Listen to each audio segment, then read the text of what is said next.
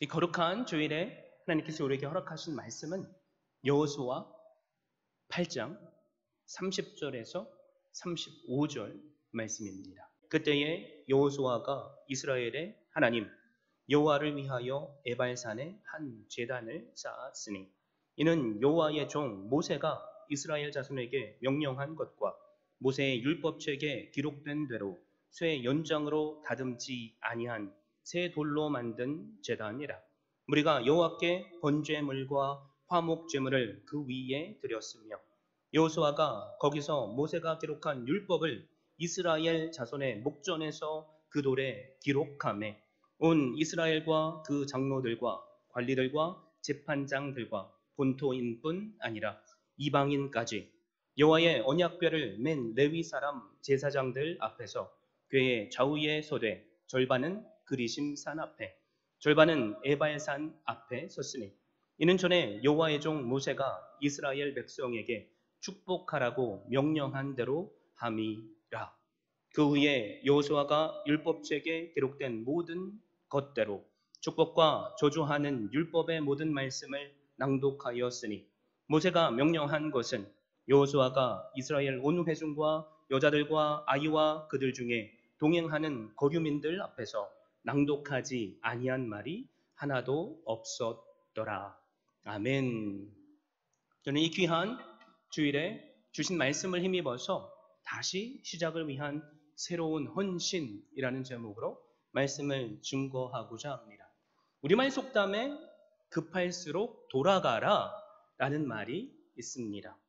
영어에도 비슷한 속담이 있죠. Make haste slowly. 천천히 서둘러라 라는 말이죠. The longest way round is the shortest way home. 급할수록 돌아가라 라는 말입니다. 이처럼 급할수록 서두르지 말고 천천히 생각하면서 움직이라는 것은 지역과 인종과 문화를 초월하는 어디서나 전해지는 격언입니다. 그럼에도 불구하고 급하면 서둘러야 하는데 왜 돌아가라는 것일까? 라고 의문을 가져본 분들이 계실지 모르겠습니다. 저도 마찬가지입니다. 그런데 박남준 시인의 글을 통해 급할수록 돌아가라는 말이 이해가 되었습니다. 그래서 여러분께 소개합니다. 약속 시간이 가까워져서야 뒤늦게 그걸 기억해내고는 부랴부랴 옷을 차려 입고 집을 나선 날이 있었다. 한참 산길을 내려가다가 문득 생각해 보니 정작 그 약속은 내가 어떤 물건을 전해주어야 하는 것이었는데 책상 앞에 꺼내두고는 다급한 마음에 미처 가지고 나오지 않았던 것이다. 다시 집으로 돌아가 그걸 챙겨서 내려갔다. 저런. 버스 정류장이 가까워져서야 또 한 가지 빠뜨린 것. 이번엔 주머니 속이 텅 비어 있었다. 옷을 갈아입으며 꺼내둔 지갑을 집어넣지 않은 것이다. 시간은 이미 늦고도 늦었다. 시간을 좀 줄이기 위해 아랫마을 아는 분께 들러 사정을 이야기하고 자비를 구워 전화를 걸었다. 미안하다고 죄송하다고 진땀을 흘렸던 날이었다. 비로소 급할수록 돌아가라는 말을 조금씩 이해하기 시작했다. 오늘 우리가 함께 읽은 말씀을 보면 생사가 달린 아주 급한 상황에 처한 사람들이 나옵니다. 그들은 이스라엘 백성들입니다. 이스라엘 백성은 40년에 어떻게 보면 매일 똑같은 일상이 반복되는 삶을 살고 있었습니다. 그런데 지난 2달 동안은 수많은 일들을 겪게 됩니다. 40년 동안 광야 생활하다가 약속의 땅에 이제 갓 들어서게 되죠. 그런데 자신들을 이끌던 모세를 그들은 떠나보내야만 했습니다. 그리고 리더십이 모세에게서 여호수아로 바뀝니다. 혼란이 분명히 있었겠죠. 기적 같은 요단강 그곳을 그럼에도 불구하고 건너게 됩니다. 적들이 뻔히 보고 있는데 할례를 받습니다. 40년 동안 먹고 살았던 의지했던 만나가 끊겼기에 이제 가나안 땅의 소산물을 먹어야 하는 그 생활에 적응해야만 합니다. 그리고 바로 전쟁이 일어났습니다. 난공불락이었던 여리고성을 무너뜨리고 아이성의 첫 번째 전투에서는 패배합니다. 여리고 전쟁에서 승리한 나머지 교만해져서 하나님께 나아가 묻고 그리고 순종해야 하는데 자신들이 마치 신처럼 되어서 마음대로 아이성을 공격했기 때문입니다. 이들은 다시 하나님께 나와서 죄를 해결해 주시는 은혜를 경험합니다. 그리고 위로해 주시고 새로운 전략을 주시는 하나님의 말씀을 듣습니다. 거기에 순종을 더함으로 그들은 두 번째 아이성 전투에서 대승리를 거둡니다. 여러분, 이 모든 일이 단 2달 사이에 일어났습니다. 그래서 30절에 보면 그때에 라는 표현이 나오죠. 그때가 언제입니까? 여호수아가 하나님께서 주셨던 새로운 전략, 바로 매복 전략에 순종해서 아이성을 점령했을 때입니다. 여호수아가 이스라엘 군대를 거느리고 가나안 점령 작전을 한창 진행하는 중이라는 말입니다. 이들은 31개의 가나안 성 중에 고작 여리고성과 아이성만을 점령했습니다. 앞으로도 몇 개의 성이 남았죠? 29개의 성을 점령해야만 합니다. 전쟁 중에 이기고 있을 때 승리의 비결이 무엇입니까? 속전속결이죠. 적들이 숨을 고르고 진열을 다시 가다듬기 전에 공격해야 하기 때문입니다. 여호수아는 성을 점령한 후에 다른 성들을 점령하는 바로 그 일에 자신의 모든 노력을 쏟아 부어야만 했습니다. 다른 일에는 신경 쓸 여유가 없었다는 말입니다. 그런데 오늘 말씀을 보면 우리의 상식으로는 이해할 수 없는 일을 여호수아가 하고 있습니다. 30절과 31절 말씀을 보면 여호수아는 하나님 앞에 나아가 제단을 쌓았습니다. 아이성이 아니라 바로 에발산의 말입니다. 에발산은 아이성에서 약 30마일 떨어진 거리에 있습니다. 바로 세겜이라는 곳에 있는 산입니다. 세겜은 이스라엘 조상이죠. 아브라함이 하나님께 제단을 쌓은 장소입니다. 12지파의 조상이라고 할 수 있는 야곱이 한동안 머물렀던 곳입니다. 그런데 한번 생각해 보십시오. 200만 명이 넘는 이스라엘 백성들을 여호수아가 이끌고 30마일을 걸어서 이동한다는 것, 여러분, 이게 보통 일입니까? 노인들을 비롯해서 어린아이들, 연약한 여성들을 이끌고 10시간 넘게 걸어서 가는 일은 결코 쉬운 일이 아닙니다. 그리고 그 길은 사실 위험한 길입니다.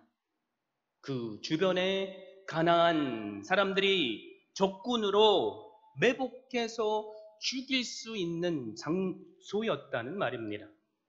그래서 9장 1절 2절을 보면 가나안의 6왕이 남부 동맹군을 만들어서 연합해서 전쟁을 준비하고 있을 때입니다. 그런데 여호수아가 지금 이스라엘 백성들을 이끌고 에발산으로 가고 있습니다. 지금 목숨을 건 행동을 하고 있다는 것입니다. 우리는 이것을 통해서 여호수아가 무엇에 목숨을 걸었고 새롭게 헌신했는지를 알 수 있습니다. 지금 여호수아는 이 급한 상황에 무엇을 하기 위해서 에발산으로 가고 있습니까? 제단을 쌓고 번제와 화목제를 드리기 위해서 그곳에 갔습니다. 한마디로 정리하자면 예배를 드리기 위함입니다. 왜 지금 여호수아는 이 일을 하고 있습니까? 예배가 우리로 하여금 급할수록 돌아가게 하는 비결이 되기 때문입니다. 아무리 빠르고 좋은 자동차라고 할지라도 여러분, 기름이 떨어지면 그 차는 언젠가는 멈출 수밖에 없습니다. 수십만 불의 차라고 할지라도 소용이 없어진다는 말입니다. 바로 우리 신앙인의 삶에 있어서 예배는 영적 에너지를 채우는 장소입니다. 예배는 하나님을 만나는 것이며 하나님의 능력을 덧입는 것이기 때문입니다. 그래서 예배를 우리의 생활에 추가하면 안 됩니다. 예배를 우리의 생활의 중심에 두고 그리고 모든 생활을 해 나가야만 합니다. 그럴 때 우리의 인생은 언제나 승리가 찾아옵니다. 이것을 여호수아는 두 번의 아이성 전투를 통해서 뼈저리게 깨달았습니다. 하나님께 예배를 드리지 않고 내가 신이 되어서 교만한 마음으로 전투를 했을 때 여호수아는 뼈저린 실패를 경험합니다. 그런데 하나님께 예배 드리니까 하나님께서 부어주시는 죄사함의 은혜, 그리고 위로하시는 은혜, 더 나아가 새로운 승리의 전략을 주시는 은혜를 경험합니다. 그리고 순종으로 승리를 경험합니다. 이것을 깨달은 여호수아는 지금 아무리 급한 일이 있을지라도 예배 자리로 돌아가는 길을 선택하고 있습니다. 예배는 무엇입니까? 우리의 인생을 주관하시는 살아계신 하나님을 전인격으로 경험하는 것입니다. 그래서 예배 중에 능력이 나타납니다. 회개의 역사가 일어납니다. 생명의 구원을 받습니다. 그리고 우리의 인격이 변화되고 우리의 질병이 낫게 되며 기적과도 같은 은혜가 일어납니다. 용서할 수 없는 사람을 우리는 예배를 통해서 용서하게 되고 위로받을 수 없는 사람이 위로를 받게 되며 세상으로서는 얻을 수 없는 지혜를 얻게 됩니다. 그리고 성령 충만하심의 은혜를 받습니다. 여러분, 솔로몬이 하나님 앞에 일천 번제를 드리니까 하나님께서는 솔로몬에게 지혜와 그것에 더해서 복을 허락해 주셨습니다. 사사기 6장 24절에 보면 기드온이 여호와를 위해서 단을 쌓았을 때 단 300명의 군사로 모레알과 같은 미디안 군사와의 싸움에서 승리할 수 있었습니다. 역대상 21장 22절에 보면 다윗이 하나님께 단을 쌓으니까 온역이 전염병이 백성 중에서 그쳐 버렸습니다. 우리도 여호와를 위해서, 하나님을 위해서 마음의 전심의 예배를 드릴 때 하나님께서 우리를 통해서 계획하신 그 일들을 이루십니다. 예레미야 29장 13절에 그래서 뭐라고 말씀하시죠? 너희가 진심으로 나를 찾으면 나를 만나리라. 사랑하는 성도 여러분, 이 살아계신 하나님의 말씀을 이 시간 붙잡을 수 있기를 바랍니다. 그래서 이 우리를 통해서 역사하시는 하나님의 능력을 경험하기를 바랍니다. 급하십니까? 시간이 없어서 예배에 나올 수 없으십니까? 하루 종일 너무나도 바빠서 말씀을 묵상할 시간이 없으십니까? 그럴수록 하나님께 예배하는 그 길로 돌아가십시오. 그럴 때 우리가 서 있는 바로 그 자리가 저주의 자리가 아니라 축복의 자리가 될 줄로 믿습니다. 그런데 우리는 바로 이 시점에서 세상에는 두 종류의 예배자가 있다는 것을 알아야만 합니다. 한 사람은 예배의 성공자입니다. 또 다른 한 사람은 예배의 실패자입니다. 이 두 사람이 똑같이 예배의 자리에 나오는데 하나님은 어떤 사람의 예배는 받으시고 또 어떤 사람의 예배는 받지 않는다는 말입니다. 자, 그렇다면 우리는 어떻게 해야 하나님께서 받으시는 예배자가 될 수 있습니까? 바쁠수록 예배를 통해서 새로운 힘을 얻고 또 승리할 수 있습니까? 오늘 본문에서 우리가 그 비결을 세 가지 알아보기를 원합니다. 첫 번째, 우리는 예수 그리스도 중심의 예배를 드려야만 합니다. 제사를 드리기 위해서 여호수아가 위험을 무릅쓰고 에발산에 올라갔죠. 자, 그곳에 가서 제일 첫 번째로 한 것이 무엇입니까? 바로 제단을 쌓는 것입니다. 협곡을 사이에 두고 한쪽에는 에발산과 다른 한쪽에는 그리심산이 있는데 에발산은 저주를 위해서, 그리심산은 축복을 위해서 선택된 산입니다. 그런데 여호수아는 에발산에 단을 쌓았습니다. 우리는 이런 질문을 할 수 있죠. 왜 저주의 산인 에발산에 단을 쌓고 있는 거지? 저주를 제단을 통해서 축복으로 바꾸시는 하나님의 은혜를 보여주기 위함입니다. 그래서 에발산 제단은 우리를 위해 십자가를 지시고 저주를 당하심으로 우리의 구원을 이루신 예수 그리스도의 그 십자가를 상징적으로 보여줍니다. 우리가 서 있는 장소가 저주를 상징하는 골고다 언덕이라고 할지라도 기억하십시오. 우리가 예수 그리스도를 믿으면 그곳이 은혜의 갈보리가 됩니다. 그렇다면 제단을 어떻게 쌓습니까? 31절을 보면 모세의 율법책에 기록된 대로 쇠 연장으로 다듬지 아니한 새 돌로 만들었다고 했습니다. 쇠 연장을 통해서 이방 사람들은 우상들을 만들었습니다. 그런데 하나님은 쇠 연장을 돌에 대지 말라고 하십니다. 무슨 말일까요? 세상의 사람들처럼 하나님을 예배드리지 말라는 것입니다. 이것이 의미하는 것은 우리 인간의 그 어떤 노력을 더해도 우리는 절대로 구원하심의 은혜를 받을 수 없다는 것입니다. 그래서 우리는 그저 있는 모습 그대로, 죄악된 모습 그대로, 더러운 모습 그대로, 부끄러운 모습 그대로 하나님 앞에 나오면 됩니다. 더 나아가 다듬지 않는 돌은 예수 그리스도를 상징적으로 보여주는 것입니다. 저주의 산이 세워진 다듬지 않은 돌로 세워진 그 제단, 우리를 대신해서 십자가를 지시고 저주를 받으셔서 번제와 화목제물이 되신 예수 그리스도를 상징합니다.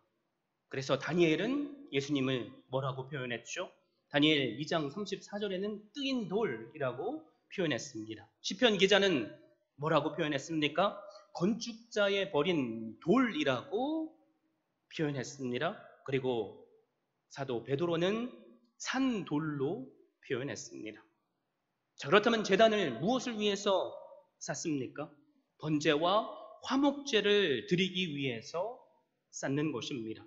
번제는 속죄함을 받기 위해서 짐승을 전체 다 불태워서 하나님께 드리는 제사입니다. 전적인 헌신을 의미합니다. 그리고 화목제는 인간과 하나님 사이, 그리고 인간과 인간 사이의 평화와 친교를 목적으로 드리는 제사입니다. 이것이 무엇을 의미합니까? 예수 그리스도께서 우리를 위해서 단 한 번에 드려지는 속죄 제물이 되셨고 화목 제물이 되셨음을 상징합니다. 그래서 오늘 산누리도 과거 이스라엘 백성들처럼 예수 그리스도를 통해서 하나님께 예배의 자리로 나아갈 수 있습니다. 그래서 우리는 모든 예배의 자리에서 무슨 행위로서 하나님께 예배를 드리는 것이 아니라 바로 그 자리에서 우리를 구원하신 예수 그리스도를 만나야만 합니다. 그리고 예수 그리스도를 그 믿는 믿음 안에서 하나님께 기도해야만 합니다. 많은 사람들이 이런 표현을 쓰죠. 우리의 인생은 전쟁터와 같다. 우리가 태어나면서 죽는 그 순간까지 우리는 보이지 않는 전쟁을 하며 삽니다. 남들과의 경쟁에서 이겨내지 못하면 도태되는 삶을 산다는 거죠. 그래서 과거 이스라엘 백성들 앞에 여리고성과 아이성이 버티고 있었다면 우리 앞에도 여리성과 아이성과 같은 장애물들이 있다는 것을 알아야만 합니다. 우리가 그것을 어떻게 이겨낼 수 있습니까? 내 힘으로 하면 절대 이길 수 없습니다. 그래서 우리는 날마다 우리에게 새롭게 은혜를 주시는, 새로운 전략을 주시고 위로하시고 힘을 주시는 주님 앞에 예배의 모습으로 나아가야만 합니다. 예수 그리스도를 믿는 우리, 6월절 어린 양의 구속하심의 은혜를 경험한 자들입니다. 요단강을 건너간 자들입니다.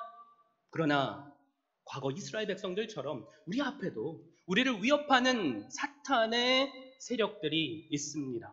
남부 연합군들이 지금 이스라엘 백성들을 공격하기 위해서 모의하고 있는 것처럼 말입니다. 여러분, 이럴 때 목숨이 달린 급한 상황이지만 그럴 때일수록 우리는 돌아가야만 합니다. 바로 예배의 자리로 말입니다. 그럴 때 예수 그리스도의 피로 정결하게 하시는 죄사함의 은혜를 우리는 누릴 수 있습니다. 그럴 때 날마다 위로하시는 하나님의 음성을 들을 수 있습니다. 우리로 날마다 이기게 하시는 새로운 전략을 받을 수 있습니다. 그리고 믿음으로 그것에 순종하면 우리가 설 자리는 저주의 자리가 아니라 실패의 자리가 아니라 승리의 자리가 됩니다. 지금 우리 앞에 한번 생각해 보십시오. 어떤 산이 있습니까? 질병의 산이 있습니까? 관계의 어려움의 산이 있습니까? 가정의 어려움이 있습니까? 우리 앞에 펼쳐진 그 산이 무슨 산이라고 할지라도 여러분, 그것에 압도되지 마십시오. 그것 때문에 조급해하지도 마십시오. 우리가 가장 시급하게 해야 할 것은 예배의 자리로 돌아오는 것입니다. 그리고 나를 위해 십자가를 지신 주님, 나를 구원하신 주님, 나를 대신해서 승리를 이루신 그 주님을 바라보는 것입니다. 세상의 사람들은 전쟁을 하죠. 이기려고 합니다. 여러분, 그런데 우리의 전쟁은 이기려고 하는 전쟁이 아닙니다. 예수 그리스도께서 이미 이겨놓으신 전쟁을 우리는 쫓아서 순종함으로 쟁취하는 것입니다.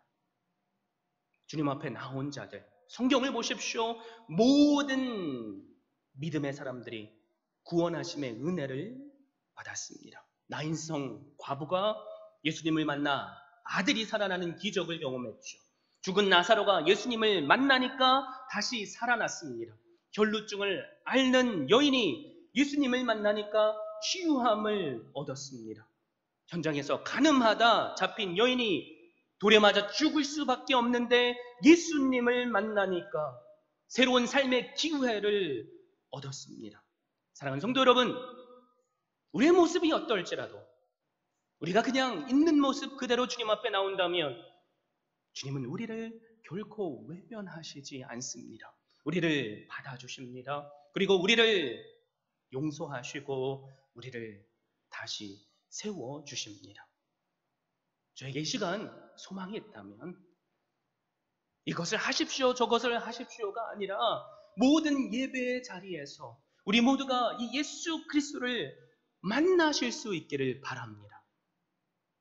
그래서 나를 살리시는 은혜, 복된 자리로 이끄시는 은혜, 그 은혜를 누리시기를 주님의 이름으로 축원드립니다. 여러분, 그런데 우리가 예수님 앞에 나왔다고, 무슨 말이죠? 교회 예배당에 나왔다고 모두 다가 하나님께서 기뻐 받으시는 예배자가 될 수는 없습니다. 그래서 우리에게 필요한 것이 한 가지가 더 있습니다. 그것이 무엇입니까? 우리의 마음에 말씀을 새기는 예배를 드리는 것입니다. 여호수아는 제단을 쌓고 번제와 화목제를 드린 후에 무엇을 합니까? 32절에 보니까 율법을 돌에 기록했습니다. 신명기 27장 2절 4절 말씀에 따라 석회로 매끄럽게 칠한 돌에 율법을 기록한 것입니다. 여러분, 그 율법 한두 구절이 아니죠. 그런데 그것을 율법에 기록했다면 그 앞에 수많은 백성들이 오랜 시간 동안 그 기록하는 것들을 봐야 했을 것입니다. 이것이 무엇을 상징합니까? 여호수아가 돌에 율법을 기록하고 있지만 사실 그것은 이스라엘 백성 마음에 율법을 새긴 것입니다. 그래서 우리도 우리의 마음의 돌에, 신비에 하나님의 말씀을 예배 드릴 때마다 새겨 넣어야만 합니다. 왜 그렇습니까? 말씀이 우리를 살리시는 하나님의 능력이 되기 때문입니다. 말씀을 들을 때 믿음이 생기기 때문입니다. 그래서 말씀을 들으면 우리는 나 자신을 발견할 수 있습니다. 내가 죄인이라는 것을 깨닫는 거죠. 예수님을 그래서 나의 구세주로 고백할 수밖에 없게 됩니다.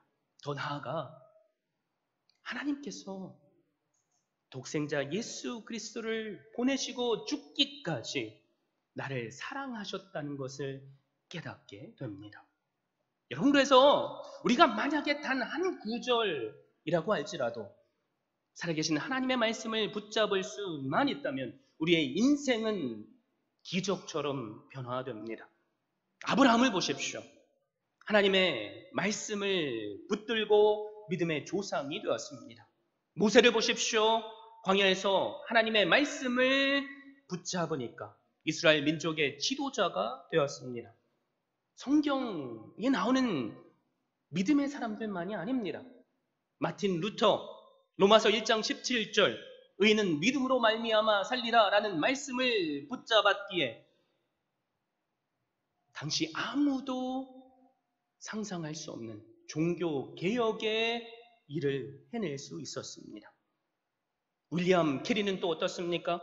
내 장막터를 넓히라 라는 이사야 54장 2절 말씀을 듣고 선교의 사명을 감당했습니다. 데이비드 리빙스턴은 또 어떻습니까? 마태복음 28장 18절에서 20절, 우리가 익히 잘 알고 있는 예수 그리스도의 마지막 유언이자 지상 대사명의 말씀을 붙잡고 위대한 일을 감당하는 선교사가 되었습니다. 사랑하는 성도 여러분, 여러분께 묻습니다. 우리는 우리의 인생을 송두리째 바꿔놓은 단 한 구절일지라도 그 하나님의 말씀이 있습니까? 저는 있습니다. 언제 한번 들어보셨겠지만 제 인생을 바꾼 하나님의 말씀은 바로 요한복음 15장 7절입니다. 너희가 내 안에 거하고 내 말이 너희 안에 거하면 무엇이든지 원하는 대로 구하라. 그리하면 이루리라. 여러분, 이 말씀이 오늘의 저를 만들었습니다. 제 인생을 돌아보니까 적지 않은 세월을 보냈음에도 이런저런 일들이 수도 없이 많았습니다.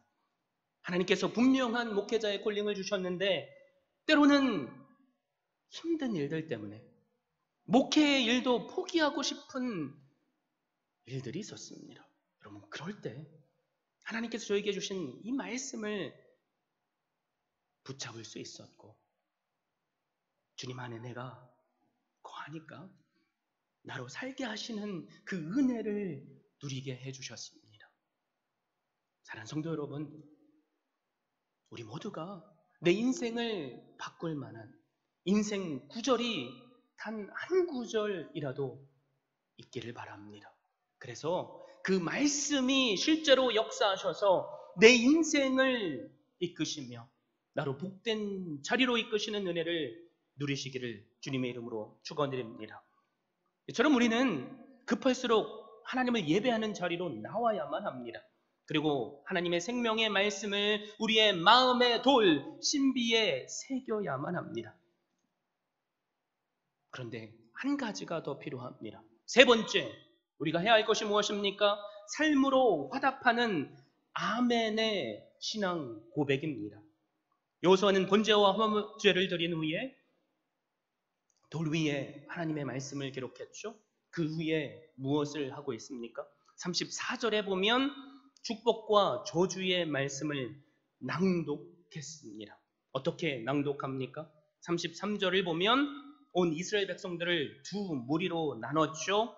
그들 가운데 있는 이방인들까지 남녀노소 불문하고 다 세웠습니다. 여호와의 임재를 상징하는 언약궤를 중심으로 절반은 그리심산 앞에 또 다른 절반은 에발산 앞에 서게 했습니다. 그리고 과거 모세를 통해서 허락하셨던 축복과 저주의 말씀을 선포합니다. 여러분, 이 말씀을 듣고 백성들은 어떻게 반응했습니까? 아멘으로 화답했습니다. 여러분, 한번 상상해 보십시오. 우리 교회 전체 인원이 200만 명이라고 상상해 보십시오. 말씀이 선포될 때마다 200만 명의 사람이 아멘이라고 고백한다면 여러분 그것만큼 감동의 순간이 어디 있겠습니까? 바로 그런 일이 지금 일어나고 있습니다. 여호수아가 선포한 모세의 율법, 신명기 27장과 28장에 나오는 저주의 율법과 그리고 축복의 말씀입니다. 축복의 말씀을 예로 들면 28장 1절에서 14절에 나오는데 1절에서 6절 말씀을 여러분께 읽어 드리겠습니다. 내가 내 하나님 여호와의 말씀을 삼가 듣고 내가 오늘 내게 명령하는 그 모든 명령을 지켜 행하면 내 하나님 여호와께서 너를 세계 모든 민족 위에 뛰어나게 하실 것이라. 내가 내 하나님 여호와의 말씀을 청종하면 이 모든 복이 내게 임하며 내게 이르리니 성읍에서도 복을 받고 들에서도 복을 받을 것이며 내 몸의 자녀와 내 토지의 소산과 내 짐승의 새끼와 소와 양의 새끼가 복을 받을 것이며 내 광주리와 떡 반죽 그릇이 복을 받을 것이며 내가 들어와도 복을 받고 나가도 복을 받을 것이니라. 한마디로 정의하자면 하나님의 말씀을 청종하고 순종하면 복을 받는다는 것입니다. 자, 그렇다면 저주의 말씀은 어떻습니까? 신명기 27장 15절에서 26절 그리고 28장 15절에서 68절에 나옵니다. 그 중에 신명기 27장 15절에서 20절 말씀을 읽어드립니다. 장색의 손으로 조각하였거나 부어 만든 우상은 여호와께 가증하니 그것을 만들어 은밀히 세우는 자는 저주를 받을 것이라 할 것이요 모든 백성은 응답하되 아멘 할지니라. 그의 부모를 경홀히 여기는 자는 저주를 받을 것이라 할 것이요 모든 백성은 아멘 할지니라. 그의 이웃의 경계표를 옮기는 자는 저주를 받을 것이라 할 것이요 모든 백성은 아멘 할 것이니라. 맹인에게 길을 잃게 하는 자는 저주를 받을 것이라 할 것이요 모든 백성은 아멘 할지니라. 객이나 고아나 과부의 송사를 억울하게 하는 자는 저주를 받을 것이라 할 것이요 모든 백성은 아멘 할지니라. 그의 아버지의 아내와 동침하는 자는 그의 아버지의 하체를 드러냈으니 저주를 받을 것이라 할 것이요 모든 백성은 아멘 할지니라. 한마디로 정의하자면 하나님의 말씀에 순종하지 않으면 하나님께서 합당한 저주의 심판을 하시겠다는 말입니다. 그런데 이 축복과 저주의 말씀을 듣고 이스라엘 백성들은 동일하게 아멘으로 화답했습니다. 진실로 그렇게 될 줄로 믿습니다 라는 고백입니다. 저주와 축복의 말씀을 아멘으로 응답했다는 것은 말씀대로 살면 축복을 받을 것임을 인정하는 것이고 그렇지 않다면 저주가 임해도 좋다는 고백이라는 말입니다. 여러분 그런데 이 아멘은 성경에서 예수 그리스도를 상징하기도 합니다. 요한계시록 3장 14절에 뭐라고 선포하죠?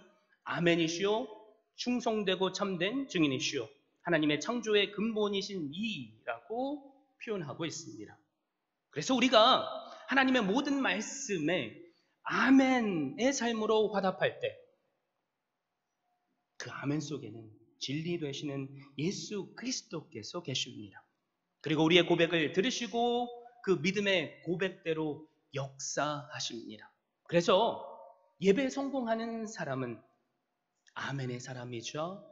또 인생의 승리자입니다. 바쁘실 줄 압니다. 너무 바빠서 때로는 목사님 기도할 시간 없습니다. 매일 새벽 예배에 나와야 되는데 왜 이렇게 할 일이 많은지 목사님 힘듭니다.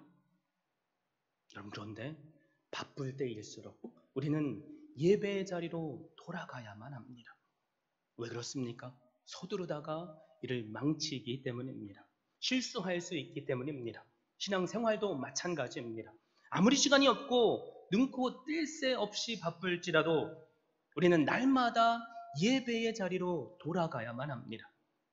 그리고 날마다 새롭게 부어주시는 하나님의 음성을 들어야만 합니다. 그리고 그 음성에 아멘으로 화답해서 날마다 새롭게 헌신해야만 합니다. 예배를 통해서 이 시간 예수 그리스도를 만나십시오.